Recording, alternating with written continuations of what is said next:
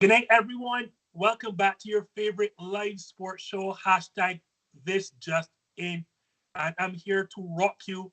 Yeah, I couldn't stay away from the bad joke there. But we are here to finally settle the GOAT debate once and for all. And for a GOAT debate, what other than to bring the GOAT of all podcasts, JT and the Don, guys, Jimmy Thompson, Donato Bucci. How are y'all doing? Do That's a lot of pressure, man. doing well. Thank you. Yeah, for having us on. Guys, you've seen the intro, you have seen the title. We are here to talk about none other than the greatest of all time debate on LeBron James. And I don't want to start, guys, by actually saying, is LeBron James the greatest of all time? Because reality is that's subjective. But Don, I'm going to start with you. Does LeBron James have a case now for being the greatest of all time? And the reason I asked that question, we put that up there. He just passed Karl Malone for second of all time in terms of points scored. And no longer is it a matter of if, but when will he pass Kareem for number one. So Don, now that he's passed Karl and will eventually pass Kareem for the most points ever, does LeBron James have a real case for being the greatest of all time?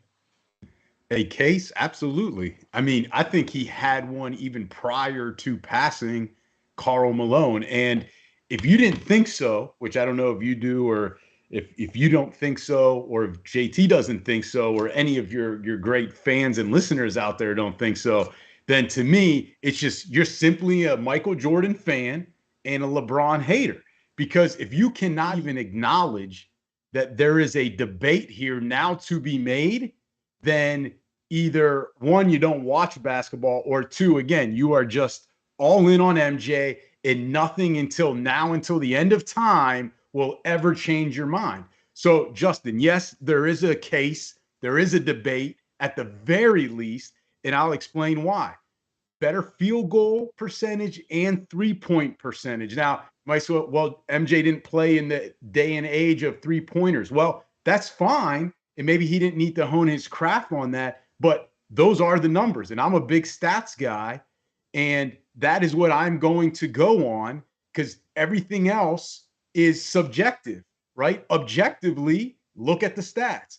And he has, now granted, he's got 4,800 more points, but 300 more games. So could MJ have caught him on that? Of course. But again, MJ was the only guy for a long time on those Bulls teams that could score. So he should have been scoring over 30 a game.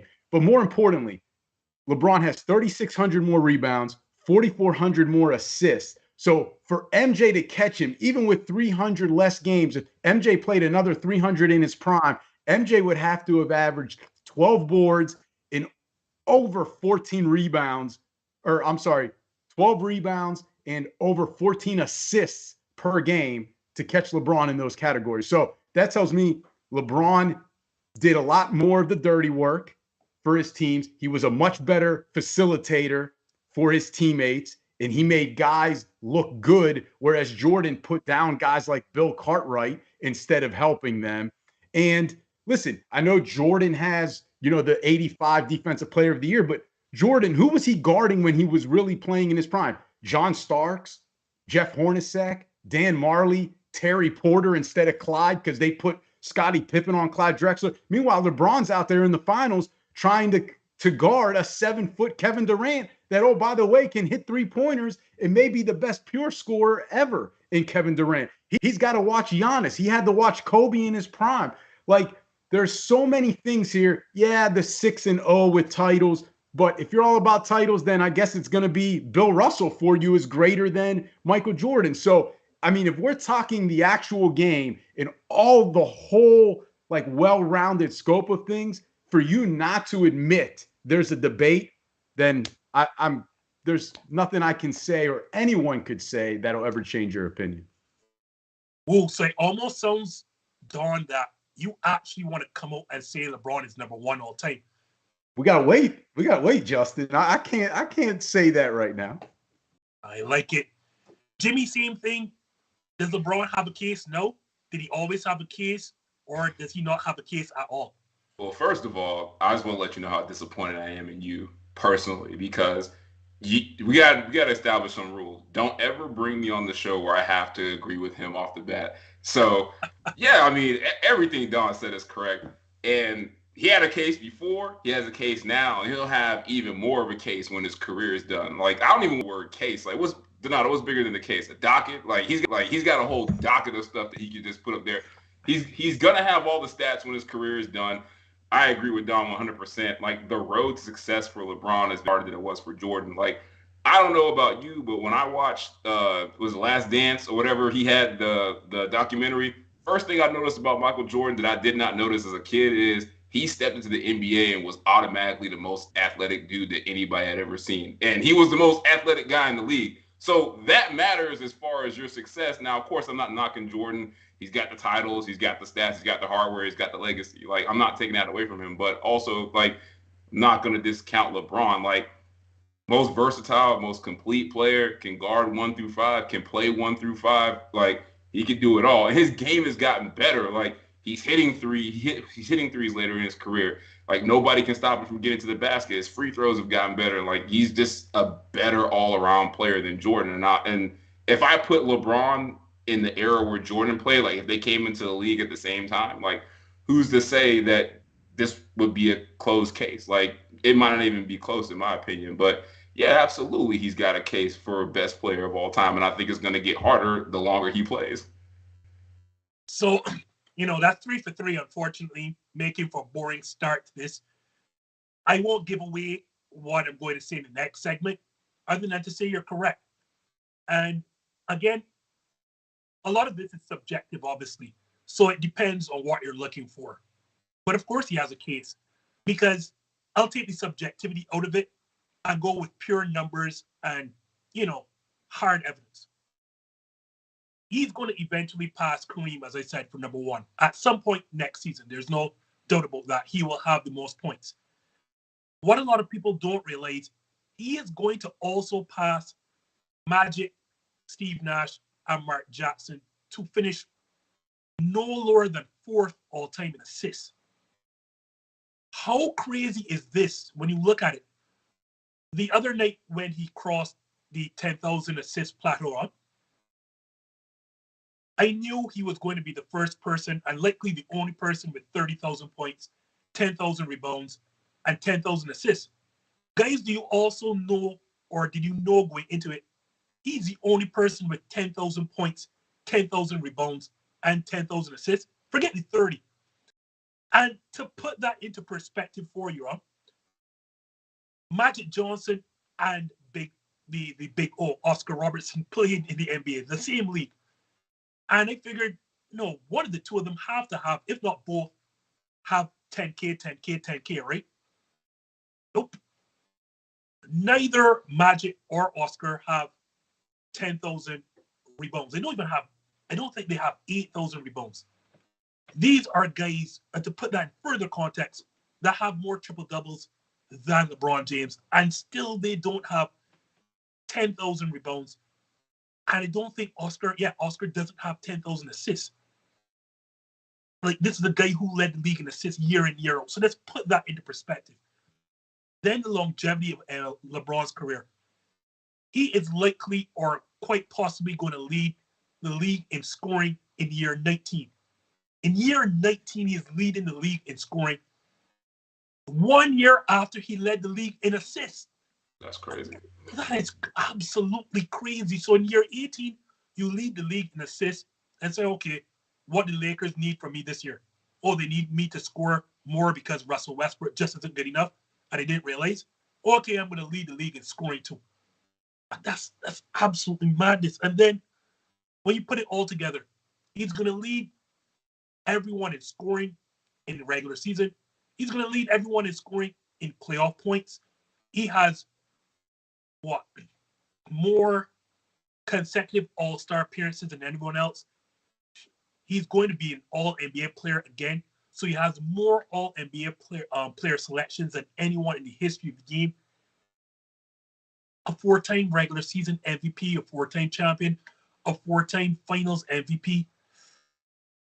I'm not here to tell you he's the greatest of all time. I'm just saying, like Dawn said, like you said, JT, if you don't believe he has a case, then you have a serious problem as a basketball fan. You either just love Michael Jordan or you hate LeBron James, or likely both. But no one wants to hear that soft question. Let's get right into it. Top 10 time now. And it means then in the top 10 that you're going to have to list 1 through 10 or 10 through 1, and we're going to find out who do y'all really have as your GOAT. Jimmy, you're smiling, so this time I'll let you start. Just go 10 through 1? All right. Whether 1 through 10, 10 through 1, wherever you want to start, wherever you want to finish. All right, yeah. Sure. I'll go 10 through 1. At 10, I got Tim Duncan. 10 was really tough because it was a coin flip for me between him and Steph Curry. Like, it was really, really tough for me to say, like, all right, I'm definitely going with Tim. But for now, because the list is right now, I got to go with Tim. 9, Bill Russell. 8, Olajuwon. 7, Shaq. 6, Kobe. 5, Larry Bird. 4, Kareem. 3, Magic. 2, LeBron, and then 1, MJ for now. And almost like it's a 1A, 1B. You left Wilt off the list? He's at 11. He's at 11. He's at 11. Wow. Him and Steph were like at 10. The disrespect. And me and Don have talked about this before. Like, I love Wilt. Like, I think obviously he's one of the best players of all time. But it's just like not top 10 according to you though. I just can't get over those videos of him like jumping over like PE teachers and scoring 100. Against like physics teachers and stuff like that. But I mean, I think if you put him in, like a different era, I still think he'd be good. But I mean, he is being judged by, the era that he played in as a, along with like the production that he had. But I mean, I don't have him down like 30 or anything. I mean, he's right there, 11, 12. Oh, so let's go through it one more time to get this correct. 10, Tim Duncan, and go ahead. Russell at 9, Olajuwon at 8. 7, Shaq. 6, Kobe. 5, Bird. 4, Kareem. 3, Magic. 2, LeBron. 1, MJ. And also, too, since you're going to criticize me about Wilt, I also find it really hard if I was building a team, let's just say era's not an issue. Like, I have a hard time maybe putting Wilt above, like, those 10 guys, like, 100% if I'm building, like, a team with a specific player. But so I would want those 10. Here, Jimmy. JT. How can you have Olajuwon? No disrespect to the guy. It sounds like a major disrespect is coming. No, go ahead. Because we're comparing it to Wilt. Like, how do you have Olajuwon at number 7 or 8? How do you? I got him. How do you have him? I got him at 8. How do you have him at 8?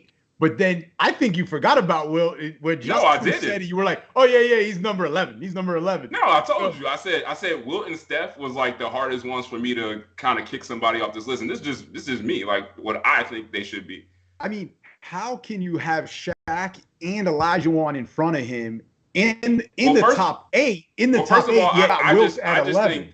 First of all, like, if you really want to ask me about Shaq, I just feel like I would love to put Shaq higher because I feel like he's the most dominant force. Like, I don't think anybody could stop him. Like, the best defender could stop him. And no one could stop Wilt. And I understand what you're going to say. Oh, it's because, like, look who he's playing against. Well, again, when Shaq was ruling the world in 2000, Olajuwon was done. David Robinson was done. Ewing was done. He was being guarded by Greg Ostertag, Scott Pollard, I mean, Detlef Schrempf, who is a great player in his own right, but they had him in Indiana in the finals guarding Shaq. Like, come on. Like, that's not fair that you're going to criticize Wilt for it, but not Shaq. Wilt Chamberlain. Wilt Chamberlain was guarded by Mr. Rogers, Mr. Adams, Mr. Williams.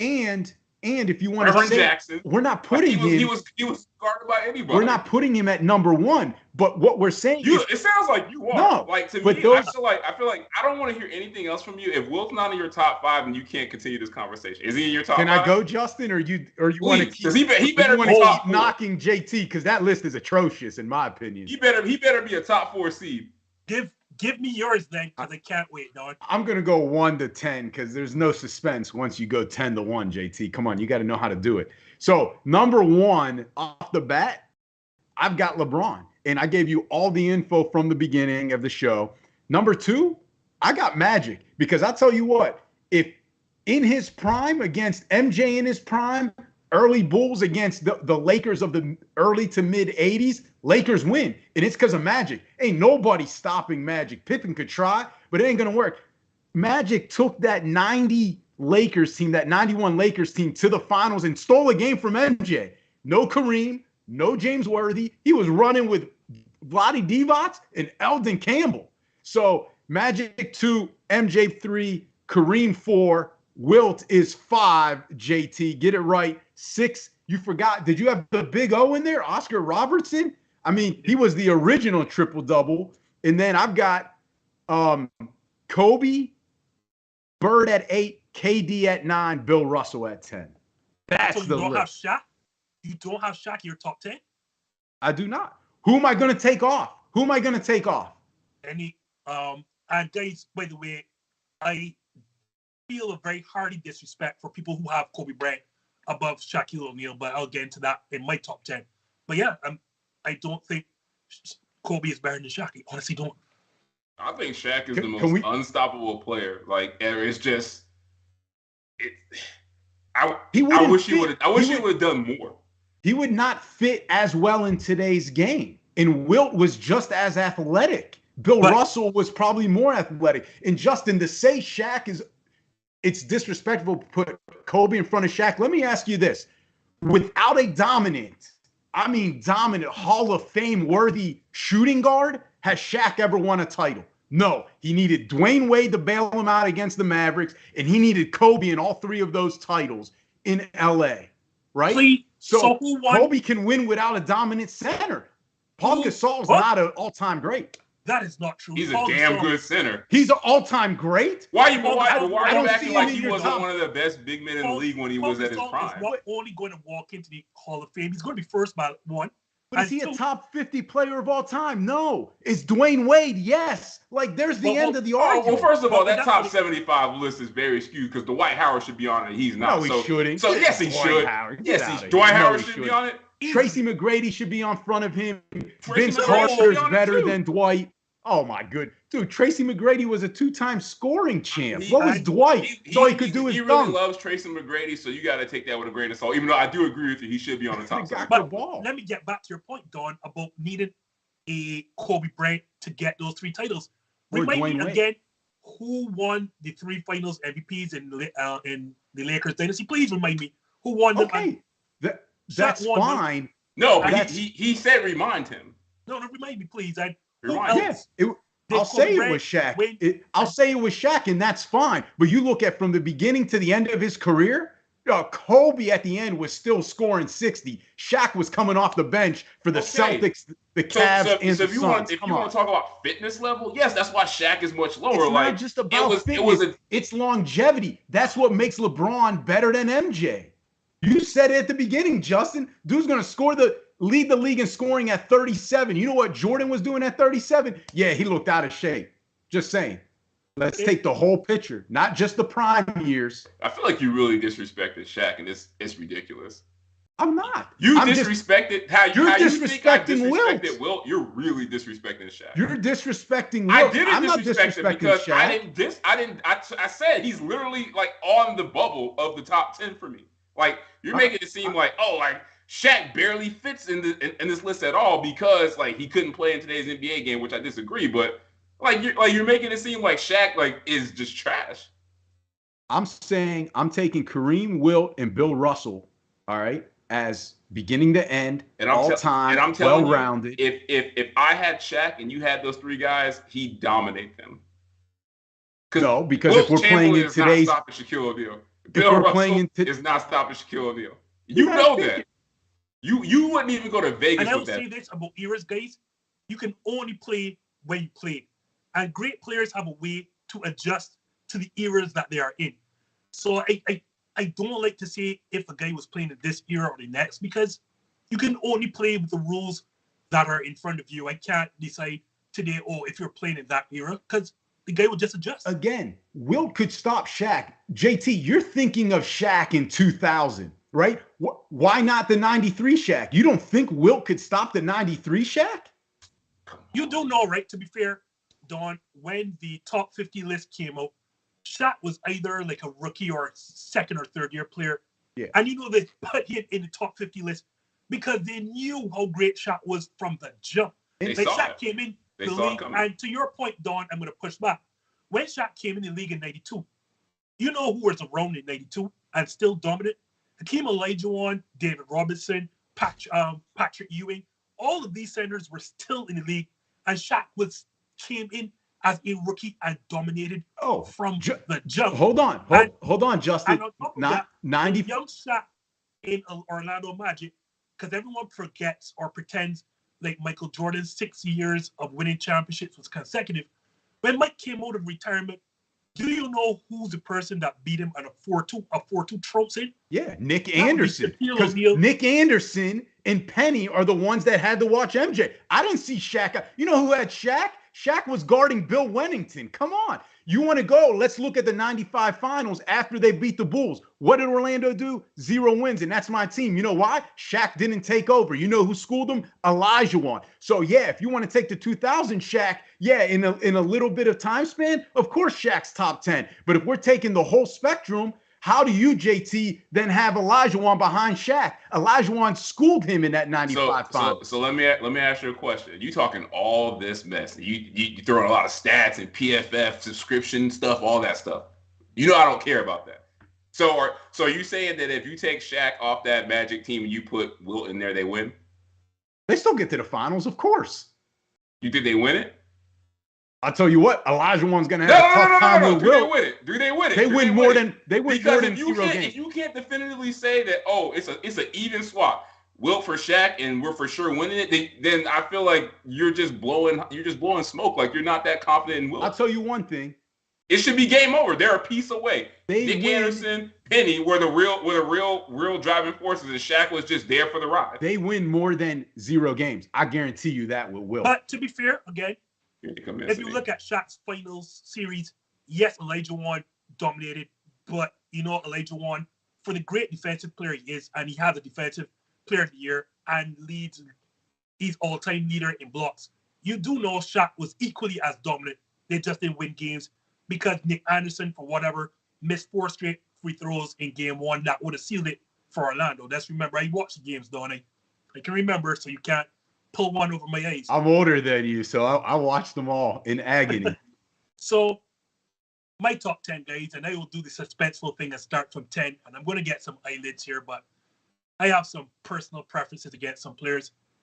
Kobe Bryant, number 10, and that's the first shocker for a lot of people. And the reason I have Kobe started at 10 is because when you look at him and his peers, and by peers I mean all-time great perimeter players, he doesn't measure up. He doesn't stack up to Mike. He doesn't stack up to LeBron.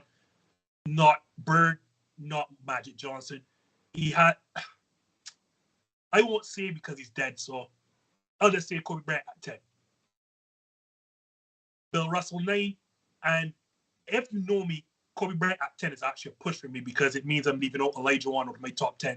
And I love Olajuwon a lot. But for the sake of remembering Kobe Bryant at 10, Bill Russell at 9. I flop 6 and 7 depending on my day. Today, I'm going to put Duncan behind Shaq. So Duncan at 8, Shaq at 7, Larry Bird at 6. I do have Wilt in my top 5, so Wilt Chamberlain at number 5, Magic at 4. So guys, here's where it gets interesting now, and this is why I try now to leave my passion and all the subjectivity out of this. Neil, I'm going to let Neil now bring in actual graphic for me and put it on the screen. Y'all guys probably won't be able to see it. But as Neil puts it up right now, I saw this graphic online a couple of days back, and it kind of helped me a bit. Let me look at it myself here right now. And what it did, it kind of added up everyone's accolades, and it kind of gave, so it was a way to objectify this thing without going into, this guy did this better, whatever not. And what the guy did, I gave a 1 point to every accolade this person won. So it's accumulation of MVPs, championships, NBA Finals MVPs, Rookie of the Year, All-Star Game MVPs, Defensive Player of the Year, Sixth Man of the Year, Coach of the Year. And I said, that's an interesting way to do it. Doing it that way, if you can see it on the screen, it has Michael Jordan in front of everybody by a significant margin. But the person was very smart. They put in some things, unnecessary things, to skew it to Michael Jordan's advantage. So for me, All-Star Game MVP, who really cares? Sixth Man of the Year, no great all-time great is going to have that. Coach of the Year, that's only Bill Russell and Larry Bird. And Rookie of the Year, everybody almost is going to have that. So I took that out. So for my list, to shape my top three, what I did. Hold on, guys. So sorry, I'm going to go to my list. To put some objectivity in, I gave 1 point and I put a list. I added titles, Finals MVPs, All-Star Game selections, all NBA teams, all NBA defensive teams, because we all want all-rounded players, and Defensive Player of the Year awards. And I gave 1 point for each of these accolades won. The person who I had before I did this exercise at number one, this exercise actually put them further number one. I was shocked because I thought it would lean one way, especially because of the all NBA defensive team selections. Guys, would you take a guess, or want to guess how that vote separated the three? Just take a guess. I'm going to go that LeBron's probably way up. I was going to say LeBron's, it increased the gap because of... Yeah, for sure. LeBron. I feel like LeBron's probably won by a long shot there. So here's the list now.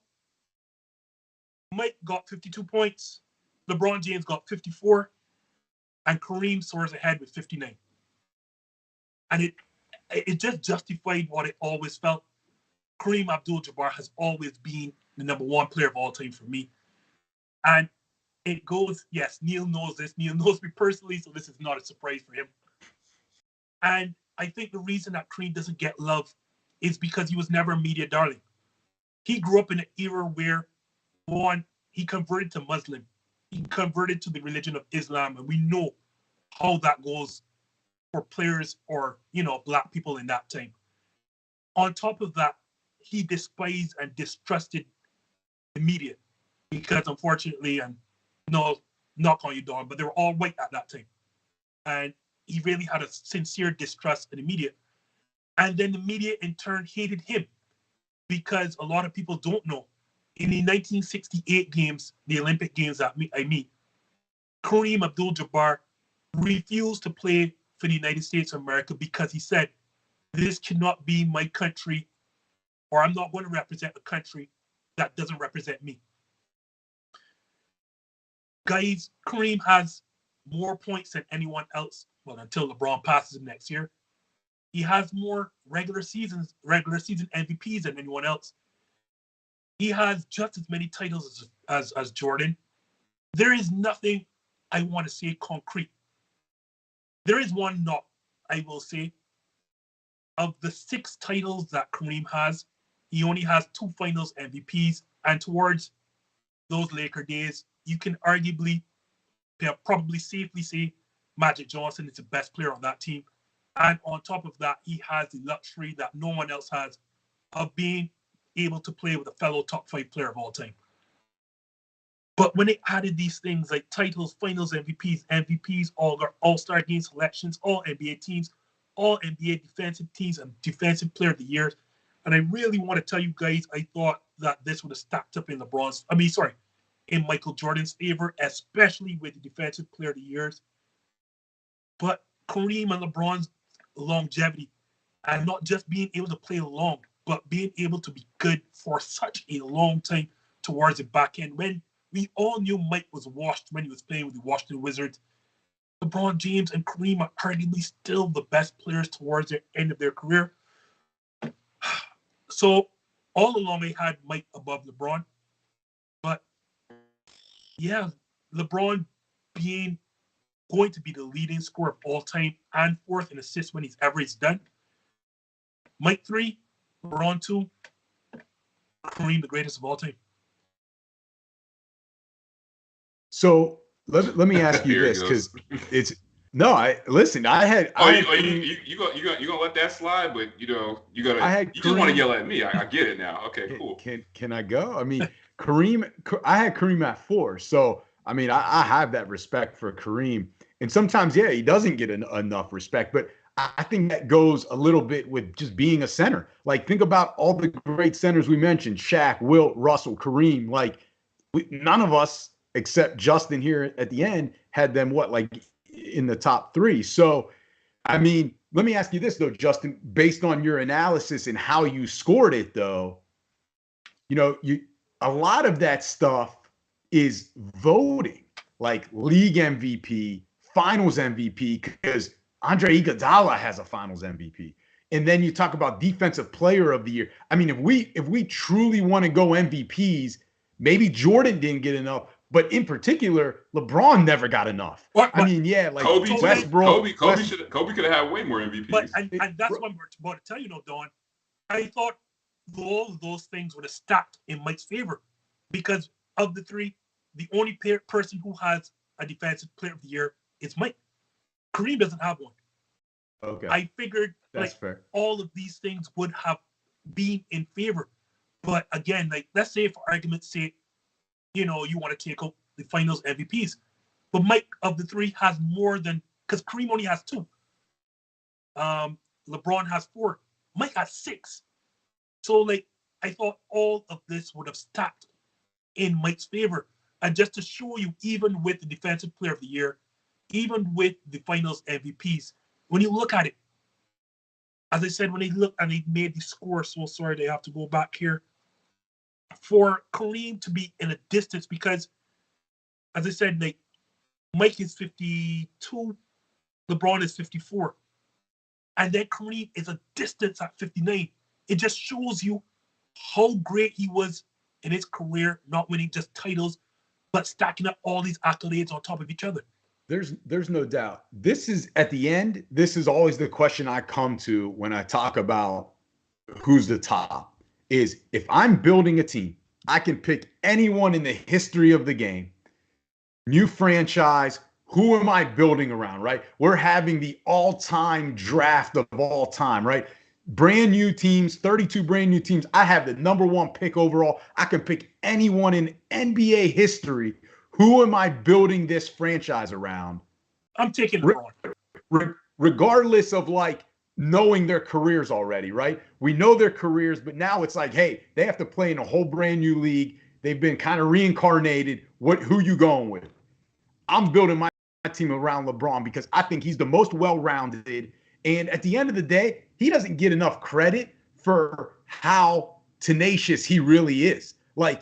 Yeah, he had struggles early on, but so did Jordan, and we kind of tend to forget about it just because he's 6-0 in the finals. You know why LeBron lost in finals? Because he got there at a younger age with less qualified teams playing just some great. I mean, that Spurs team's a great team of all time with 3 Hall of Famers on it. So, I mean, I'm taking LeBron. That's how I do my list. I respect and appreciate what Kareem and MJ have done with statistics and everything, but at the subjective part too, because LeBron has the stats to back it up. So, hey, you guys can have whoever. Give me LeBron as number 1 overall, and I'll figure out the rest of the team because he's going to make everyone much better than those other guys that you guys mentioned. With you, Don. I agree with what you're – sorry. No, go play. I agree with what you're saying, obviously, because that's the main basis of how I pick my list. But if I'm picking number 1 overall, I'm thinking about, all right, June. Okay, who do I trust in June to take? See, that's the disrespect.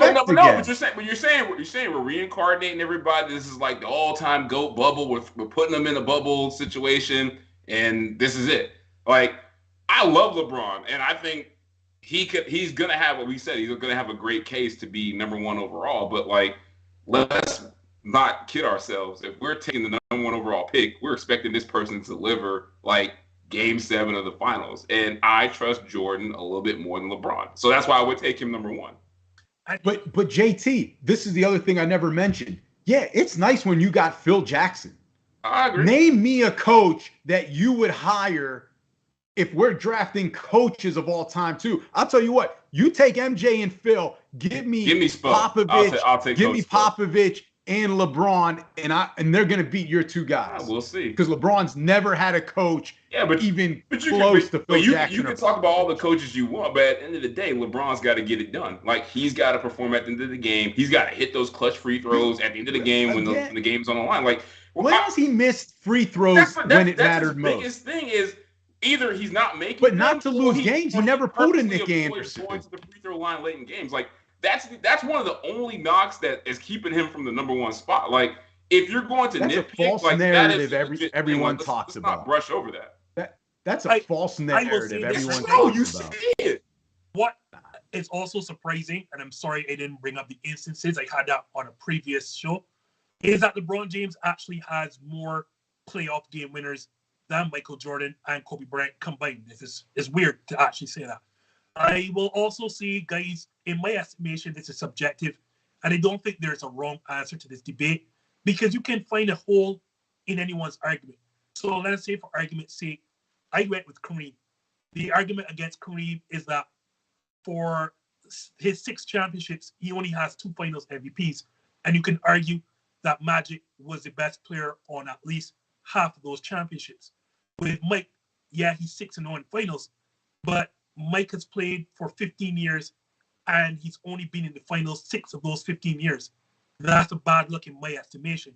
And then obviously the LeBron argument is that he has lost more finals than he has won. So you can you can knock each and every one of these candidates, and these are all-time great players. And I don't think there is a correct or a wrong argument in my estimation, because if you told me today I get Kareem or I get or I get LeBron or I get Jordan, gee, thanks, I would take it. But talking about MVPs and bad selections, guys, and here is where my Homer hat comes in. As a Phoenix Suns fan, the best player on a 60-win team, guys, does not seem to be in the MVP conversation, and that would be none other than shooting guard Devin Booker. So, Don, do you believe, and I mean in the top 5 or in the MVP conversation, the top 5 is what I mean, should Devin Booker be in the MVP conversation?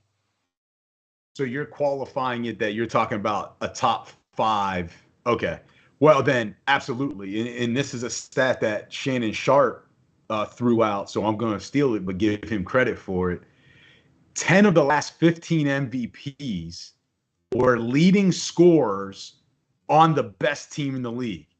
Devin Booker fills both of those categories. Suns with the best record. Devin Booker is the leading scorer on the Phoenix Suns. So if you want to say no, then again, you must not be watching basketball if you don't think he's an MVP candidate, meaning, according to Justin, in the top 5. I mean, he's pretty much averaging 26, 5, and 5 with over 1 steal a game. This is my knock, though, on Justin. I know you're not going to like this, to where, does he win it? Nah. No. I think it's a two-player race, but this is why I think this is the difference maker. If this stat was different, I would say, you know what? Maybe it is a 3-player race. But their win percentage with Chris Paul, 83.6. When he got hurt, he missed 14 games. I know it's a small sample size, but it's big enough. They went 10-4 with a win percentage of 71.4. That's too big of a difference when you lose a Chris Paul. Like, if Booker is, because we see it with Jokic, if Booker wants to be in that top 3, like, hey, this is a 3-player race, that stat right there in 15 games needed to be like 13-2, 14-1 with his numbers off the charts. Then I would say, you know what? Hold on. Maybe he's number 1. I'm with you. So same thing. Jimmy, do you think that Devin Booker should be in the MVP conversation? Yeah, I'm going to echo a lot of the things that he said, because I came here prepared for like a top 3 MVP candidate debate, and I was just going to be like, absolutely not. But top 5, yeah, absolutely. I mean, runners-up have to show up to the Heisman race. Like, you know they're not going to win. So, but yeah, I agree with him. And it's because a couple things, too, of why I feel like he is not even close is, one, Chris Paul is a major reason because, like, you could argue Chris Paul is healthy the whole year. Like, he's playing at an MVP level in some voters' eyes. And also, too, like, I'm not going to discount it's the West. Like, it's not as strong as the East. And also, too, they have a great coach. And their roster might be one of the deepest in the league. I mean, there are, like, bona fide stars, like, all throughout that roster. Like, you saw Chris Paul went down, and what did Cam Payne do for 2 weeks? He looked just like Chris Paul, putting up 10 assists, 20-point games. You know, Cam Johnson, who's like coming off the bench, hitting 9 threes. Like, that team is as deep as it gets. So, yeah, Book is a beast. But, Don, you made a great point, too. Like, I feel like if Booker would have just taken his stats to, like, another level when CP3 was down, like, then he might be able to be in that top 3. But, nah, I don't think there's a chance he gets there. But top 5, yeah, why not? Like, I'd give him an invite to the ceremony, but I mean, he's not going to get the votes from me. The reason I put this in the docket for discussion is that I saw some lists, and every single list that had a top 5 or list of 5 MVP candidates left off Devin Booker. I'm like, because I agree with y'all, I think it is really a 3-horse race, because I would not count out Giannis Antetokounmpo, but really it's going to come down to Joel Embiid and likely Nikola Jokic. So it is not that I think he should be like in the top 3, but I saw this list that had Luka Doncic and Jayson Tatum over him. I'm like, oh, hold on. Pump the brakes here. And I'm going to, again, this is me being stat-based out tonight. I'm taking all the emotion out, no subjectivity here. Do you know, guys, and he's not going to win MVP, Devin Booker is going to be the first guy to average 25, 5, and 5 at least on the team with the league's best record and not win MVP. He's going to be the first guy to ever do that when the season is done. And as you said, Don, he's averaging 26, 5, and 5 essentially. The stretch you're talking about, Don, Chris Paul actually missed more games. And they went 11-5. I mean, 10-4 is basically close enough. But yes, they went 11-5. Yeah. Splitting hairs, obviously. I think you can't put Jayson Tatum and Luka Doncic into this, and I'll explain why. Again, me being stat-based tonight. Booker is one of 8 players this season to average at least 26, 5, and 5. I will not look down my computer and actually try to remember this offhand, and I'll go. The other 7, LeBron James, Kevin Durant, Nikola Jokic, Giannis Antetokounmpo. I want to say Ja Morant. Okay, I'm writing out. I have to look. Luka Doncic and DeMar DeRozan are the other 7 players averaging at least 26, 5, and 5. The difference is not only is Devin Booker doing this on the league's best team, a team that currently has 61 wins as of this airing, this team has the highest percentage of road wins in the NBA season right now. They are currently 5 road wins away from setting the all-time mark of wins on the road. I don't think they're going to do it because they still have some very hard destinations. But the team who has that record in the season is the 2015-2016 Golden State Warriors. So that's to show you how great we're talking about here. Huh? I don't know you're telling me the best player on the league's best team, a 60-win team, who is elite on the road, top 5 in almost every offensive and defensive category, statistical category that is, one of 8 players to average 26, 5, and 5 on the year. And you're telling me this guy is not a top 5 MVP candidate? That is absolutely crazy. And that is the most emotion you're going to see from me tonight, because I said tonight is going to be all empirical evidence and stat based. But the biggest, go ahead, JT. I was gonna say, like, the biggest detractor is people. I feel like it's hard to say that he is the best player when most people feel like it's a 1A, 1B situation on that team. Because as much as you have respect for Devin Booker and you can rattle off the stats, like, people can argue like Chris Paul is just as valuable. Like, that's how they feel about him. So I feel like that's why, like, Book is not getting any love in the MVP races, because they're like, oh, like, he's playing with, like Dwayne Wade, like when LeBron's with the Heat, like it's two superstars together, and them two together is why they have the best record in basketball. I wonder, Justin, do you guys think some of this that he's not getting that respect in the top five is some of it that East Coast bias that he doesn't play for the Lakers, right? If he plays for the Lakers, it's different. But being on the West Coast, we can say all we want about television's different, games are on TV. Listen, I don't know how many games the regular fan or even media guys on the East Coast, let's be honest, guys that with MVP votes, are they staying up at 10:30 to a 1 a.m. game that ends to watch Devin Booker and the Suns? It ain't the Lakers. So unless you're the Lakers, I think there's some East Coast bias, because I guarantee you, if Booker was on the Celtics with Tatum and Tatum was on Phoenix, it'd be the other way. You don't think I disagree. You don't think Tatum on the Suns and Booker on the Celtics? Like if Book was playing on the East Coast, if you say if Book was playing on the East Coast, he'd be a top 3 MVP candidate right now with his body. That's not what I'm saying. Justin said articles are not listing him in the top 5. They have Doncic and Tatum. What I'm saying is flip Tatum and Booker, and now Tatum's off that list and Booker's on it because he's playing for the Celtics and not Phoenix. In theory, you do have a point, but here's the thing.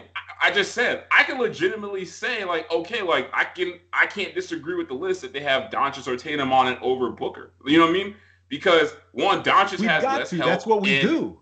So the argument is who should be the top 5. You got to pick a top 5. You leaving Booker off of it, who's one of the best players on the best team? I'm not. Okay, then you got to say I was, but I can see how somebody can say, okay, if it's number 5 on my list, like I'm putting Luka on instead of Devin Booker. Like you're just going to discount Luka's stats and like he's doing more with less. What I'm saying is part of his East Coast bias. Tatum's on that list because he plays for Boston on the East Coast. Flip the players with the teams in Booker's top 5 and Tatum's number 6. Give a percentage to this, because I'm not saying you're wrong, but give a percentage to this. How much of it is he's playing on the West Coast, and how much of it that he's playing with Chris Paul? I think it's split evenly down the middle. I think because you ignoring it. Like people still think Chris Paul is like an elite player. Like if Chris Paul doesn't get hurt, like Devin Booker's not even on any list. And maybe we're talking about Chris Paul. Like why is he not on more top 5? Everybody in the history of NBA that's won MVPs have had that second guy. Jordan doesn't mean as much because he had Pippen. Come on, that's not an argument you make when it's coming down to the MVP. You look at the guy specifically. You look at maybe what he lacks around him that he elevated himself, but not that he had too much and you're gonna hurt him because of that. That's unfair to me. It's not about, you're not listening to me. It's not about too much. It's Chris Paul. Like even without Chris Paul, he still has too much. That team is loaded without Chris Paul. It's Chris Paul. It's about who you have. They are deep. The team is very good. They are a deep team. No doubt. Obviously, it's my team, and they are deep. But to say loaded, because let's be fair, the players are good because of the superstars around them and the coaching. Because reality, the system's really there good. are players on this team who have been overlooked. Like, let's go through the rotation. Let's start with Jay Crowder. Jay Crowder is a player that Boston turned his back on, and so too did the Cleveland Cavaliers with LeBron James. Utah turned their back on him as well. This is a guy who does nothing but help teams to make the playoffs, but he's not seen as a very, very good player. Like, campaign before he came back to the Suns was out of the league. He was playing. Yeah, I know. LeBron told him that. Yeah, he did. He was outside the league. Like, DeAndre Ayton is not making anyone forget that Luka Doncic and Trae Young were drafted behind him. Like, this is a guy who has yet to make an All-Star appearance. And you sure? Are you sure this is your team? Because you just going through the whole roster and be like, yeah, this guy sucks. This guy sucks.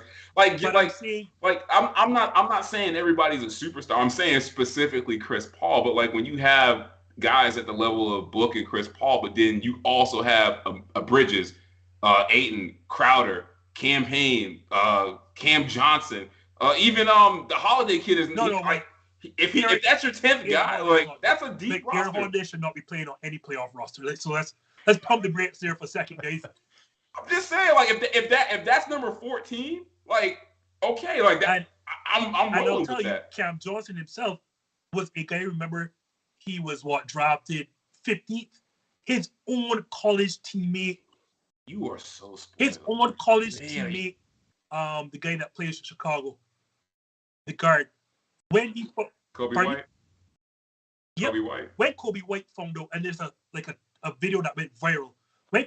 Wow. When Kobe White found out that did Cam that? Johnson was drafted 15th overall, he was shocked. He was like, "How did Cam Johnson get that high?" And that's his own college teammate, huh? I thought it meant like, how did he fall No, that far? he was shocked because Cam Johnson was. He was shocked that he got drafted now? Cam Johnson was not projected lottery pick. Even though he was shocked. Yeah, we gonna have a conversation. That's not my boy. But I feel like you are a Suns fan. You are really spoiled right now. Like, other than maybe Brooklyn, maybe Miami, like, that's a deep team. Like, you can say Holiday is not good. Yeah, he might not be, but that's number 13, 14 on the roster. Like, he can start for the Wizards. Yeah, but the Wizards are not an NBA team. Like, that's I don't know He's what. not starting. He's not starting for the Wizards. But JT, again, you act like the Celtics. We're just talking top 5 here. And you're acting like the Celtics. And I understand you're trying to prove your point with Chris Paul and why maybe Booker's not as highly rated to some people. But you're acting like the Celtics don't have Jaylen Brown, Robert Williams, But people don't look at Robert Williams like that. But what back to our fantasy discussion versus real life. That's Justin's point. You talk about loaded. This isn't the 2016 Golden State Warriors, man. It's Chris Paul, Booker. You want to throw Aiden in there, fine, but ain't no one getting him confused with Shaq. All right. So Or Will. Exactly. Especially Will. So not Will. You can't confuse it with Will. Again, Cam Johnson, nice piece off the bench, but he's missed the last 15 games. I mean, you could look at any team. The Charlotte Hornets are loaded then, according to you. They're top. No, they are not. Incredible. See, now you just what's trying your to be definition funny. of loaded? I think the way Justin and I look at it is 2016 loaded. Draymond, Klay Thompson, Steph Curry. Like, we're talking big 3. They don't have a true big 3. They have a big 2, but not a big 3. So I'm being egged to be pushed on with the show. So Jimmy, it's your time now. We went from my team to yours now. Unfortunately for you, your team have lost 4 of the last 5 games and 5 of the last 7 to fall out of first for the first time in quite a while. Should we be concerned about the Miami Heat, Jimmy Thompson? So the unrealistic Miami Heat fan of me wants to say, like, I think this is just all some ploy to, for matchup seeding. Maybe there's some team that we want to avoid to not have to play. But no, I really think it's an issue that I'm concerned about, and it has nothing to do with the on-court part of it. I think it's the locker room, and I think the whole situation. We talked about this before the show, getting into it with UD and Coach Spo. Like, I think that's an issue because I feel like when Jimmy Butler first got to Miami, this was a really young team, and like some of those guys on that team, like a Bam and like Hero and stuff like that, hadn't really like hit their peak of stardom and like didn't have that voice, and everything was like, all right, Jimmy's the guy. He comes in, we're gonna listen to him, we're gonna hear what he says. But here's the thing, like Jimmy Butler is not the nicest person. You see that everywhere he's gone, Minnesota, Philly, like everywhere he goes, he's got beef with somebody. And that can only last so long when you're not winning championships. Like, Michael Jordan was the worst teammate in the world, but you know why people shut up until they retired? Because they were getting a ring. Like, Jimmy Butler is not getting people rings. So these guys on the Heat are getting better, and they're not going to take his crap anymore. And I feel like that is what's concerning me is, like, we're going to the playoffs with a fractured roster, and basically – the guy who's supposed to be our superstar, really not, the guy who's supposed to be our superstar is losing his voice in that locker room. And it's not just with the players, it's with guys like UD, who's the vet. Even Coach Spo is like, like, get out of here. Like, that's a bad look. And I can see us losing in the first round because the team is just like on the borderline of mutiny with Jimmy Butler, and it's because of his attitude. Same question, Don. Do you feel the same way? Should we be concerned about the Miami Heat, or is this just a blip on the radar? JT, you bring up a good point. I actually didn't think about that. That's a good point. You almost had me change my mind, but I don't think it's a concern. They've had some injuries, And when you have injuries to the bench, especially a team like Miami that likes to use it, you're going to laugh at some of these names, but like Duncan Robinson, Gabe Vincent. I mean, you go down the line, Kyle Lowry is now back. Like those injuries, it takes a toll in an 82-game season when you have multiple injuries like that. So I'm not concerned. They still got, and I know JT agrees with this, they've got one of the best coaches in the league. He'll figure it out. Jimmy Butler will come ready. He'll come ready to play in the playoffs. And that's the thing. When the playoffs come around, I think that's when the Heat play better. And actually, JT, I think this is the reason they've been losing. I agree with your initial statement. I think this has everything to do about seeding. I tell you what, at the number 1 or the 2 seed, they got to play the Brooklyn Nets, possibly, because the Nets are going to end up 7 or 8. I've told you this. Full-time Kyrie. That's a word. Yes, I've told you this before. Everyone wants to avoid the Nets in the first round, and they're going a step further. They're going to fall possibly to the 3rd or 4th seed, which could mean they don't get the Nets until the Eastern Conference Finals, because if they fall to the 3 or the 4 seed and the Nets end up 7-8, win the first round, the Nets, I believe, gets reseeded. They're going to play the number 2 seed. And that's not going to be the Heat. This is all the grand plan of Pat. So you're buying the conspiracy Pat Riley, theory. Pat Riley, Coach Spo, all that Butler drama. That's all for the cameras to get teams to forget about the Heat. Everything's fine in South Beach. It's South Beach. It's all good. I didn't think of that seating situation, and now y'all throwing all my nicely written notes. Look at this. Rip it up. What you got? I'm just going to rattle it off now, but y'all destroyed my notes. There we go. So just ignore this segment. I'm just going to rattle off the notes I had prepared here. Yeah, I am concerned because it's 5 of the last 7, and, there were some bad wins. Like, you lost to the 76ers without Harden and Embiid. You lost to the Warriors without Klay, Draymond, and Steph. You lose to the Knicks that didn't have Julius Randle. But now y'all are talking about seeding. It kind of really all makes sense. So let me just wrap up with saying, the team prided itself on defense. And before this Celtics run, they were indeed the best defensive team. But during this recent span, they were giving up 113 points a game. You're not going to beat anybody giving up 113 points a game, especially when, and I'm sure JT knows this, it's not like the Miami Heat are this offensive juggernaut. Like, they have the second slowest team in terms of pace. They're 17th in scoring, 15th in field goal percentage. This team relies on its defense.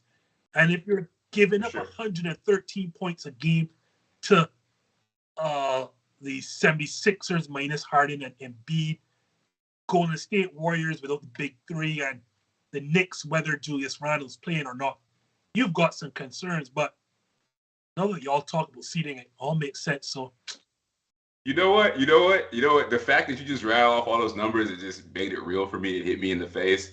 Yeah, when you see the Heat drop, letting up like 100+ points a game, that tells me we scared as hell of Brooklyn and we're trying to avoid them. I'm all in on a conspiracy. I got to make a correction. There is no reseeding, so I'm going to make a prediction. I think they fall to the 4th spot because they realize Brooklyn's going to be 7 or 8, but 7 and 8 play each other. The winner of that ends up 7. So they're factoring Brooklyn's going to be in the top 8. They're going to play that play-in game, win the 7 seed. So that means 2-7, 3-6 is on the one side, 1-8, 4-5s on the other. Let's fall to 4 and let's go beat the number 1 seed, who is the Boston Celtics right now. And I tell you, one team that's never scared of Boston. We're going to talk about that. The Heat are never scared of the Boston Celtics. We're going to talk about that. That is a perfect segue. Thank you, Don. It's like you were reading my notes. Let's talk about the Boston Celtics, who have won 24 of the last 28 games to take over the top spot in the Eastern Conference from Jimmy's Miami Heat. Don, you mentioned it, so go right ahead. Are the Celtics right now the team in the East to beat? Heck no, Justin. Heck no. I think I've said this to JT plenty of times. There's 2 things that always hold the Celtics back since the big 3 of the late 2000s there. There's always some sort of injury in the playoffs. And actually, it's already happening. Robert Williams is out. All right. So they don't know how he's out indefinitely. And that's a big loss. I know, again, he's not Wilt and Shaq, but nowadays he's a very formidable center that you want in the middle. In the second part of the equation that they never have is the star guy either stepping up or getting enough support. Tatum, he's really good. I still don't trust him to be like Giannis, Embiid, KD, or you look on the other side, a Steph. Like, I'm not ready to put him in that category, and the Celtics need him to be. Or they need a Jaylen Brown to have an off-the-chart series, and that just has not been happening with the Celtics. So those are the two things, like, that are going to hold them back. So they definitely not the team to beat. I feel like you have a green screen, Jimmy, so you've got to be backing the Celtics, the team to beat, right? He's on set. He's on set.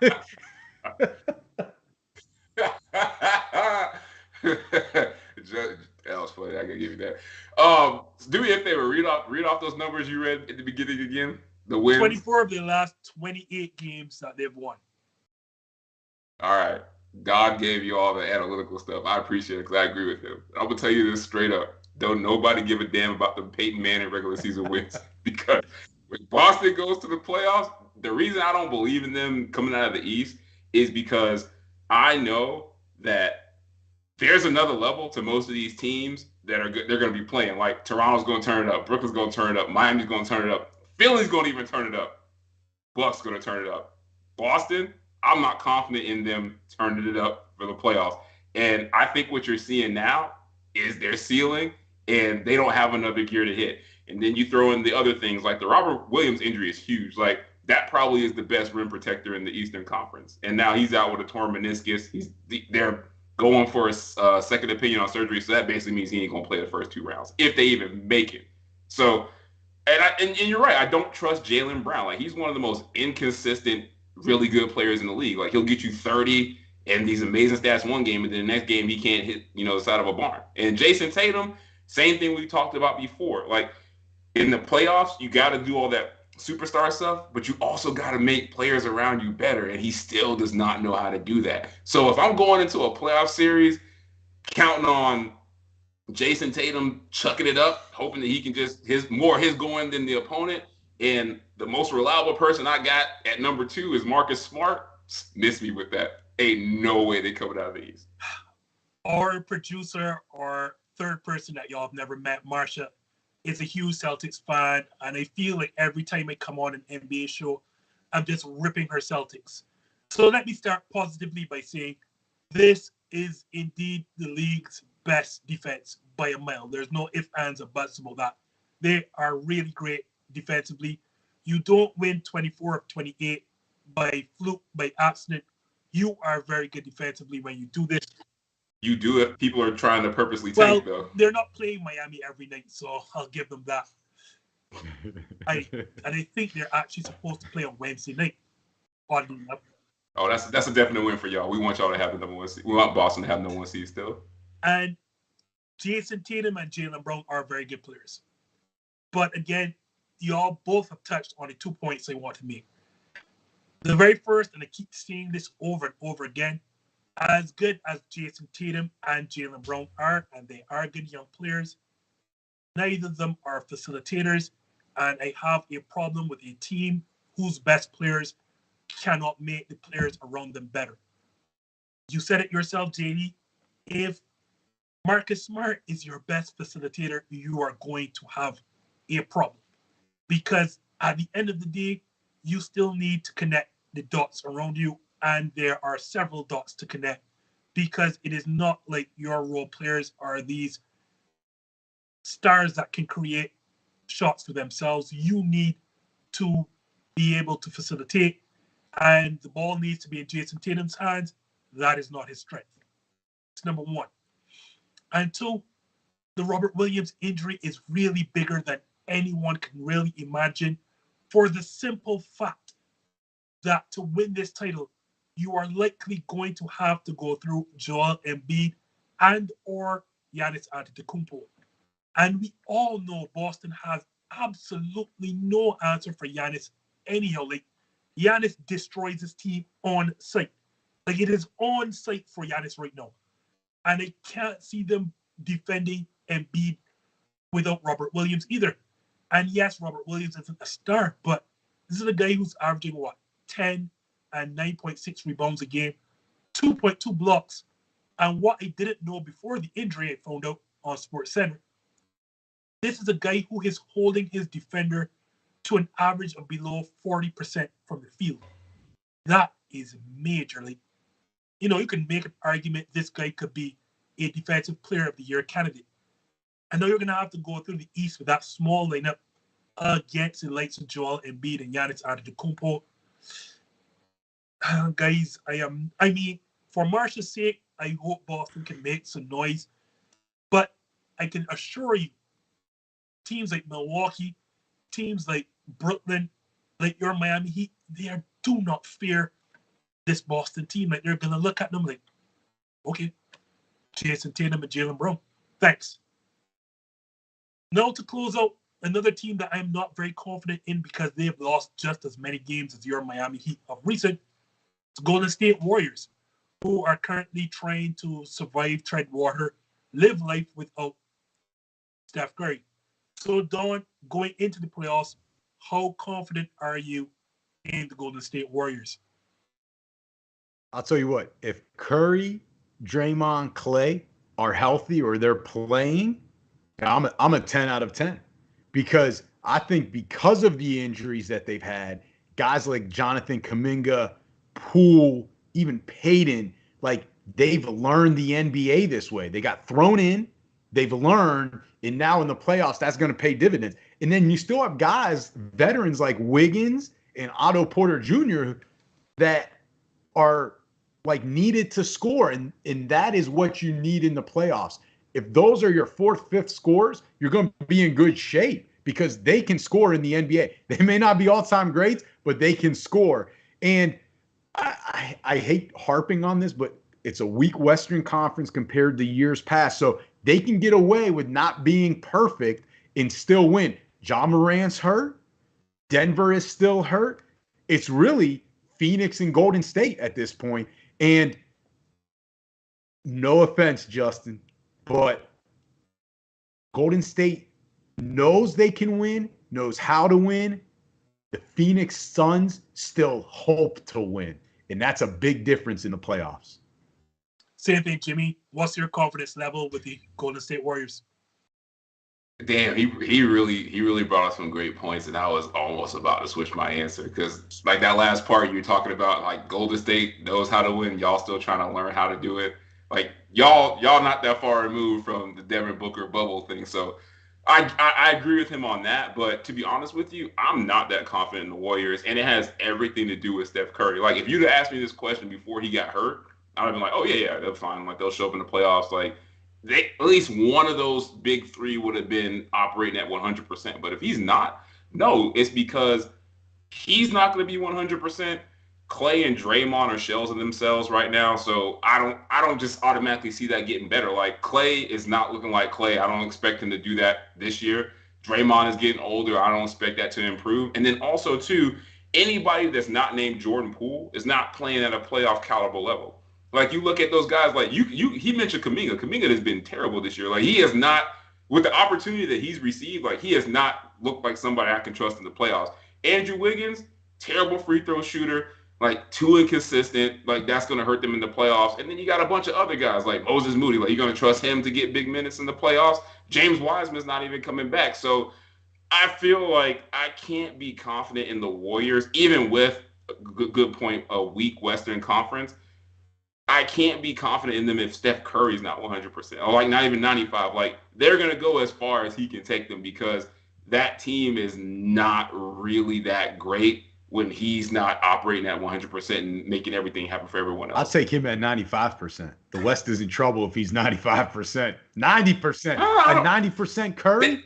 I mean, that's pretty dang good. A 95% Curry, I'm like, all right, cool. Like, my worry level goes down significantly, but like those other things that I mentioned, like, they're not going away. Like, Klay and Draymond still have to play those games. I think you really want Kuminga playing 30 minutes a game in the playoffs. Like he has not been good. I think that's where we differ. I don't think Klay needs to play 30 to 35. He plays 25. No, I'm saying in Kuminga. You think Klay needs to be reminiscent of some sort of Klay that we're used to in the playoffs. Like that's what we're banking on. Just need him to shoot, because I think guys like Poole can pick up that slack for a Thompson. I think guys like Kuminga and Looney, as well as other guys that they have there, can make up for Draymond as a collective whole. And that's where Kuminga and Wiseman not being there is a big Kuminga issue. is there. Wiseman's not. I'm saying like Kuminga not being good and Wiseman not being there is a big issue. Kuminga is he will be. I'm with you on people picking up for Klay, not Draymond. And I'll make my point. So before I get to that, I'm also here to push back on the Suns. Had you said learning to win last year, I would agree with you. Here's a number of guys also, because again, I'm bringing stats and no longer emotion to this. Since the bubble, the best team in terms of winning percentage and total wins since the bubble have been none other than the Phoenix Suns. I think that run to the finals last year, their first real playoff run, has galvanized the team to the point this year you're seeing the carryover. I agree with you, Don. The West is not as strong as it was in years past. And I do think the Warriors can get past everyone else. I don't usually guarantee this with my teams. I'm usually a bit more skeptical. But these Phoenix Suns are really good. And I do not see anyone in the Western Conference beating them. I'm going to go as far as this. Steph's injury wouldn't worry me. I think Steph is going to come back at 100%. Doesn't matter what Klay does. The injury that should be the most concerning is Draymond's injury. And I'll explain why right now. He's had a bat, and anyone who's ever dealt with a bulky bat, an injured bat, would know you don't recover from that quickly, and you have problems with everything from jumping to twisting to running, everything. You feel your bat. And I know Draymond is not anywhere near 100%, because not only have they lost 5 of their last 6 games, they have lost to the Wizards, the Spurs, the Magic, and the Hawks while giving up 110 points a game. So forget Steph not being there. At least you should be able to play some modicum of defense with Draymond back. The mere fact you are giving up an average over 110 points a game to the Wizards, Spurs, Magic, and Hawks, all of whom are on the outside of the play-in tournament looking in. This tells me all I need to know. Draymond is not all the way back. And if that is the case, I can tell you right now, the Suns should not fear them. Absolutely shouldn't fear them, because even with Steph back, Draymond, as I told Don before in the previous program, I'm quite sure, he is the second most important player on that team, because he is their defensive signal caller. He's the guy that makes up for all the mistakes on the back end, and he is their primary playmaker / facilitator. He is the guy who makes that engine run on offense. Yes, Steph is the guy who scores all the shots, and because he can hit it from anywhere and do anything, and is one of the most skilled basketball players we've ever seen, it makes that offense that much better. But we saw when Dre was out. Not only was the defense bad, but the connectivity I talk about with Boston, the connectivity was not there because they were missing their play caller, their facilitator, their playmaker. If Draymond Green continues not to be 80 to 85%, I can see the Warriors beating everyone else but the Phoenix Suns. So my confidence level in this team, if everyone is near 100%, I would say Golden State, not only the favorites in the West, they should be the favorites or co-favorites with the Milwaukee Bucks. But from what I've seen with Draymond, guys, he's not back. Well, I'll say this. Golden State's 2-1 against Phoenix this year. All right. And yes, they didn't play as well without Draymond. But again, if Curry comes back healthy, I'll tell you one thing, Phoenix is still going to be scared of them. Respect. I don't know, scared. Healthy respect for the Golden State Warriors. That's scared. Respect it. And also, respect too, is scared. It's just when you're being respectful, can be respect. It can be the same. You're thing. at least being smart about it. You know what I mean? Because it could tell y'all, I respect LeBron James. Am I bothered or scared by the Los Angeles Lakers? Hell no.